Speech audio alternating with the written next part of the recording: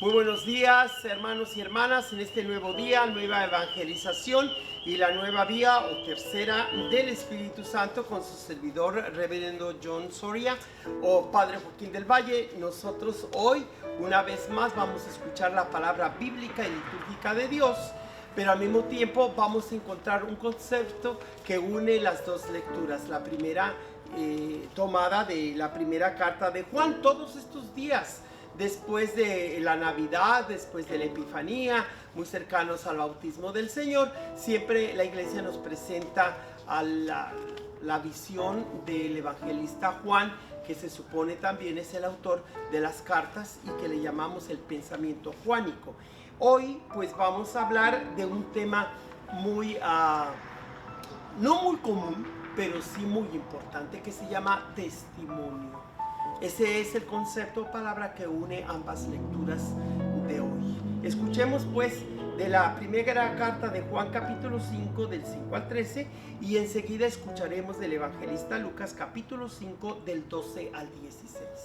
Comencemos pues por escuchar lo que el Señor tiene para nosotros este día. El espíritu, el agua y la sangre.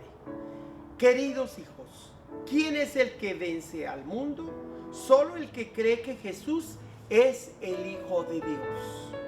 Jesucristo se manifestó por medio del agua y de la sangre. Él vino no solo con agua, sino con agua y con sangre. Y el Espíritu es el que da testimonio, porque el Espíritu es la verdad. Así pues, los testigos son tres: el Espíritu, el agua y la sangre. Y los tres están de acuerdo. Si aceptamos el testimonio de los hombres, el testimonio de Dios vale mucho más. Y ese testimonio es el que Dios ha dado de su Hijo. El que cree en el Hijo de Dios tiene en sí ese testimonio. El que no le cree a Dios hace de él un mentiroso, porque no cree en el testimonio que Dios ha dado de su Hijo. Y el testimonio es este, que Dios nos ha dado la vida eterna, y esta vida está en su Hijo. Quien tiene al Hijo tiene la vida. Quien no tiene al Hijo no tiene la vida. A ustedes, los que creen en el nombre del Hijo de Dios, les he escrito estas cosas para que sepan que tienen la vida eterna. Palabra de Dios. Qué profundo mensaje nos da el evangelista o el escritor hagiógrafo de esta carta de primera de Juan, para invitarnos a reflexionar que la vida verdadera es la eterna, que esta vida es solo temporal, es transitoria, que aquí venimos a prepararnos a vivir para siempre con el Hijo de Dios, con su gracia, con su misericordia, con su abrazo eterno, que es darnos la vida, que es darnos una alegría que nadie nos la podrá arrebatar, como se diría en el Evangelio también. Vamos a escuchar ahora el Evangelio de hoy, que es de Lucas capítulo 5 del 12 al 16. Estando Jesús en un poblado, llegó un leproso y al ver a Jesús se postró rostro en tierra, diciendo: Señor, si quieres, puedes curarme. Jesús extendió la mano y lo tocó diciendo: quiero, queda limpio. Y al momento desapareció la lepra. Entonces Jesús le ordenó que no lo dijeran a nadie. Y añadió: ve, preséntate al sacerdote y ofrece por tu purificación lo que Moisés prescribió.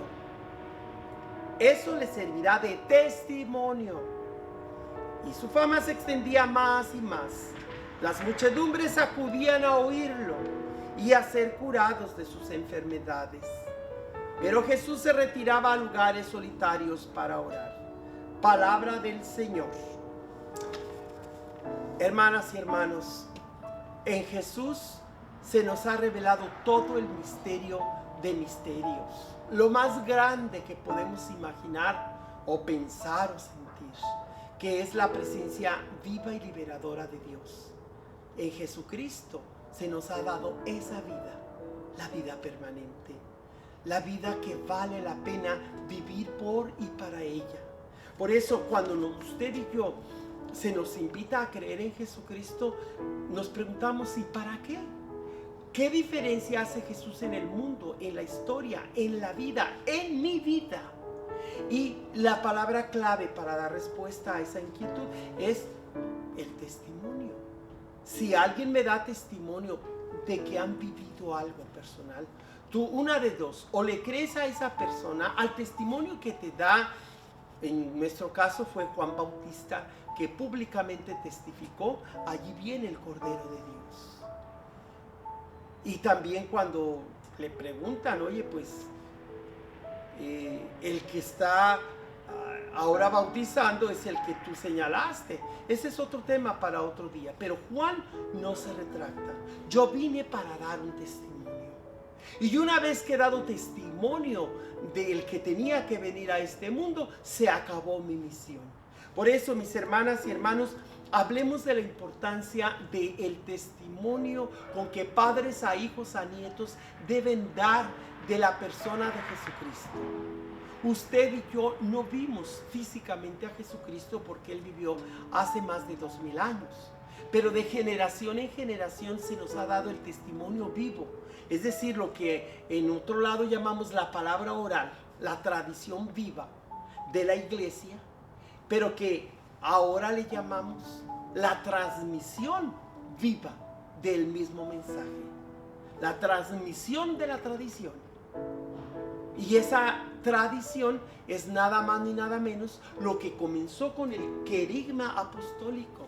Aquello que el Espíritu Santo movió a los discípulos y apóstoles, a ambos, a los 12 apóstoles, pero también a los 72 discípulos, y luego 600, y luego 3000, y luego 5000, etcétera. Y ahorita somos millones en el mundo que hemos sentido la presencia de Jesucristo crucificado y resucitado. La imagen que tengo aquí central, que ya se las había mostrado en otro día, se ve a Jesús abrazado de una imagen más pálida que representa al Padre Celestial, porque Jesús nunca dejó de estar en el seno del Padre como Dios, pero como hombre sí sintió la experiencia pues enajenante, por así decir, de la criatura separada del Creador. Por eso hay la diferencia de un evangelista, Marcos, cuando dice, Dios mío, ¿por qué me has abandonado? Allí en ese momento Jesús experimenta la extrema enajenación de la criatura con su Creador. Siento que no existes, que no vives, ¿dónde estás?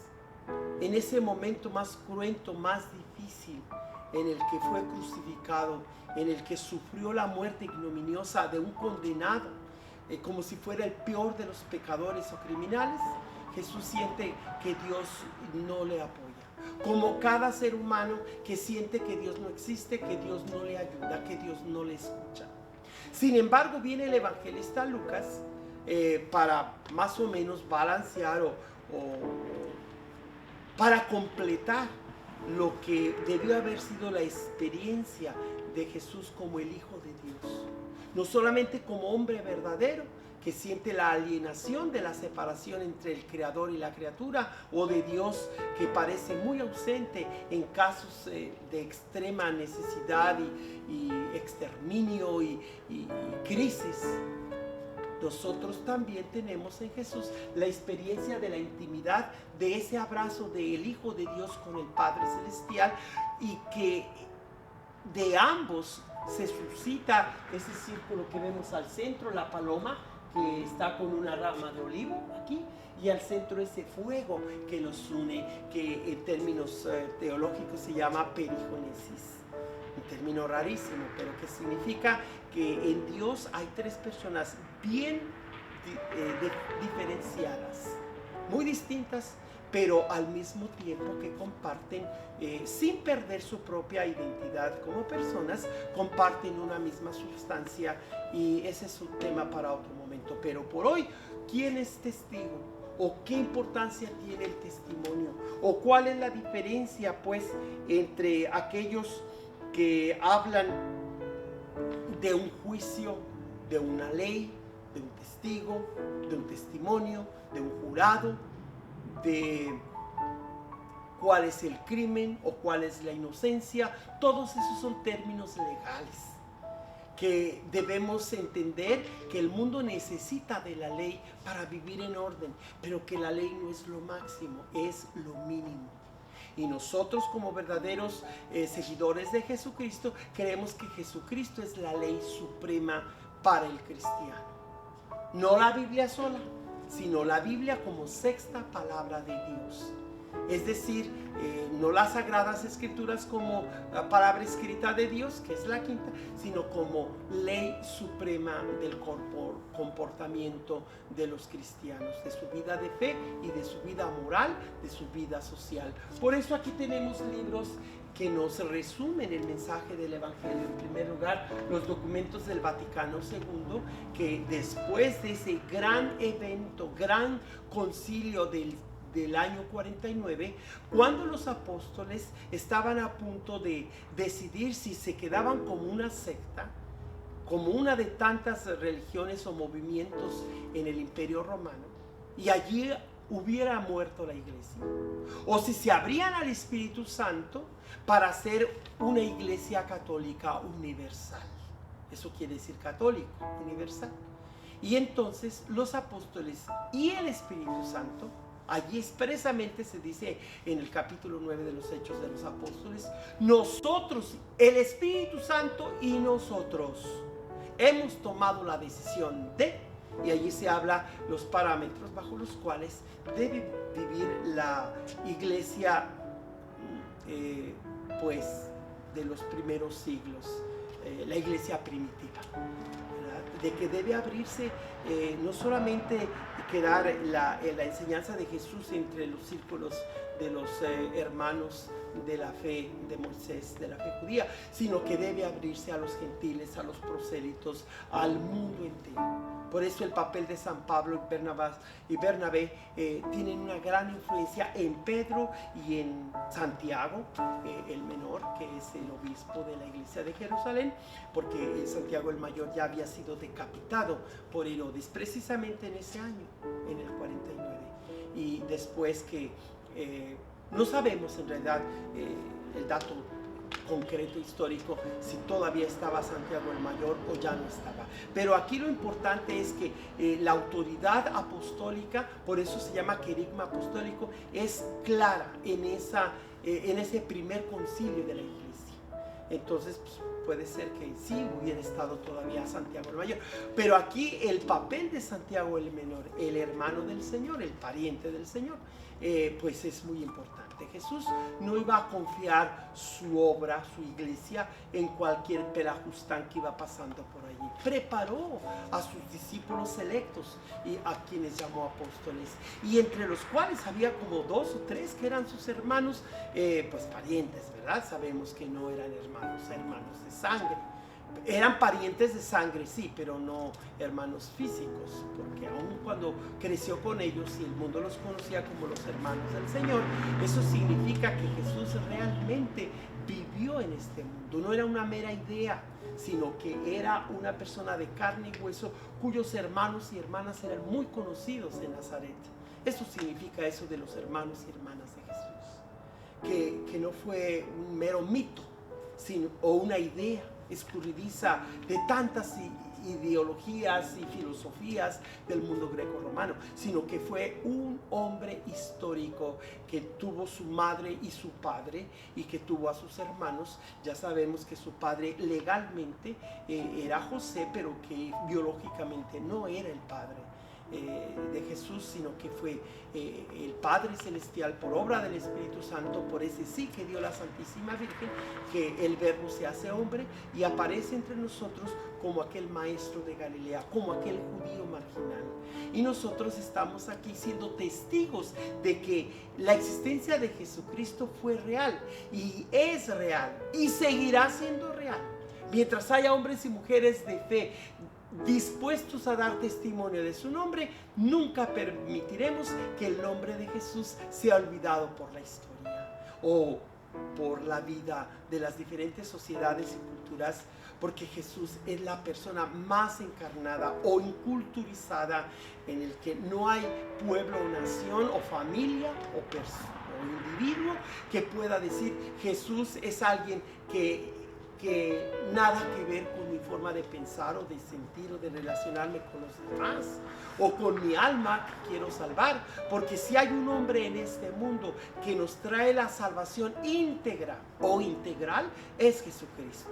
Todos los demás nos traen liberaciones parciales, pero nunca la liberación completa, integral. Y de eso el padre Joaquín del Valle de San Joaquín, cuya chamarra traigo aquí puesta, y la imagen de Monte Carmelo, estamos para testificar domingo tras domingo, y hoy día podemos decir día tras día, con este mensaje de todos los días, un día nuevo, el de la nueva evangelización, con la nueva vía o tercera del Espíritu Santo, para decirles qué importante es el testimonio que usted da de Jesucristo.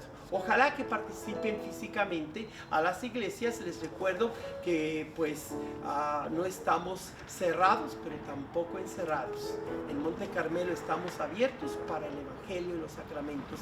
Hágale like a cuando reciba este video, compártalo con todos sus contactos y esperamos verlos mañana a esta misma hora. Que pasen muy buen día. En el nombre del Padre, del Hijo y del Espíritu Santo.